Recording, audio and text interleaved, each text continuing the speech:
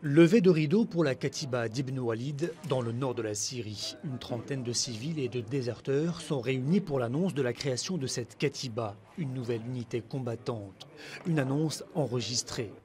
Abou Mariam étudiait l'anglais à l'université d'Alep. Son rêve, devenir professeur. Le soulèvement dans son pays l'a poussé à prendre les armes. Pour lui, cet enregistrement est essentiel pour faire connaître leurs objectifs.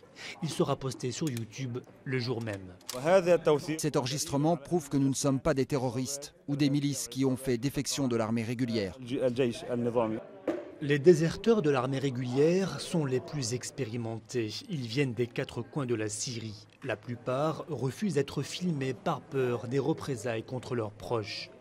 Comme Abou Mariam, la plupart de ces combattants sont des jeunes qui ont dû renoncer à leurs études pour faire la révolution.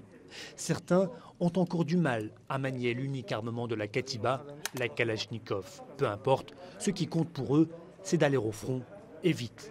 Je suis très content, je vais enfin pouvoir protéger nos frères et nos familles qui se font tuer. Dernier préparatif avant le moment décisif, la signature de l'acte de naissance de la Katiba Ibn Walid.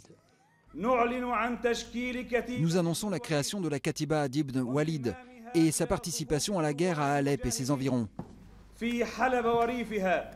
Une seule prise suffira. Abou Mariam doit partir le soir même au front, à Alep.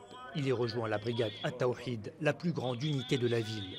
La bataille d'Alep dure depuis plus d'un mois. Abou Mariam le sait, sa Katiba ne changera pas forcément le rapport de force sur le terrain. Les combattants manquent de tout, surtout d'armes et de munitions.